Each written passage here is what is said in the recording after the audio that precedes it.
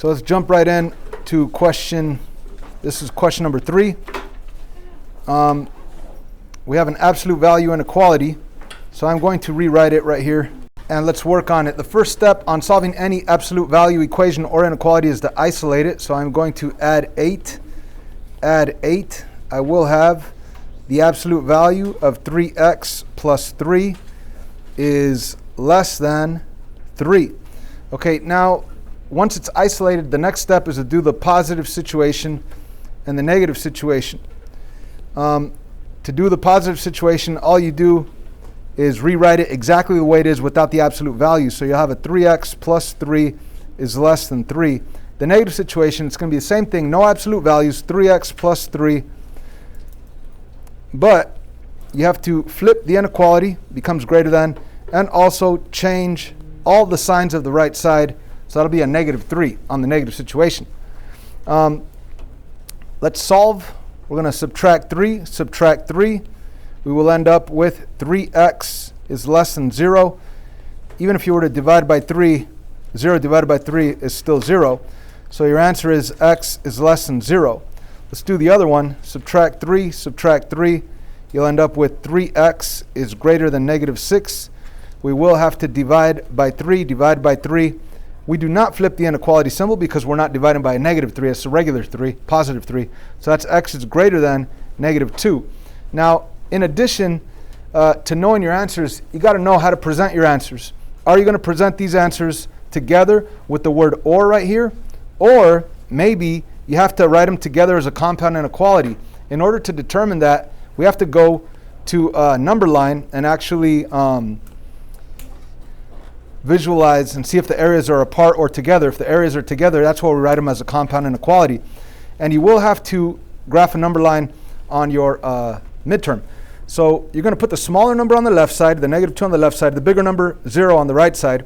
And that's already good enough of a number line. You don't have to put all the other numbers in between. If you want to, that's fine. But as long as you put the smaller number on the left side and the bigger number on the right side, we're good to go.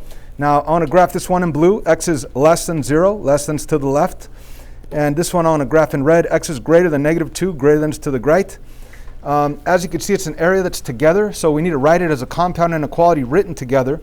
That's pretty easy to do. You just put the x in between the negative 2 and the 0. It's already in order. The smaller one's on the left, the bigger one's on the right. And you always put less than symbols. And just be careful if you started with originally with the or equal to, yeah, you'd put or equal to's, but they were not. So this is my final answer. And this is what you need to write on your answer on the midterm. If you leave it apart, I can't give you full credit. If you put both of those answers, even though they're right, I can't give you full credit because you need to think about the number line. You need to recognize that the areas are together, which means you have to write them together as a compound inequality. Next question, number 4. We need to, again, first step is to isolate the absolute value. So we need to get rid of this minus 7. We're going to divide by negative 7. And at this point, we do have the absolute value of x minus 8 is less than or equal to positive 3. We did have to flip the inequality because we did divide by a negative on both sides here. And now we could move on to doing both the positive and the negative situation. So the positive situation, negative situation, squiggly line in between. Positive situation will always be exactly the same without the absolute values. X minus 8 is less than or equal to 3. The negative situation, same thing, no absolute values. It'll be x minus 8, but you have to flip the inequality, make that a greater than or equal to, and also change the 3 to a negative 3. Okay, so again, on the negative situations, you have to do two things. You have to flip the inequality and also change the sign of the number.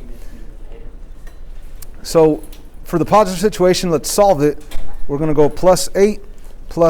We will have x is less than or equal to 11. And the other one, plus 8. We will have x is greater than or equal to 5.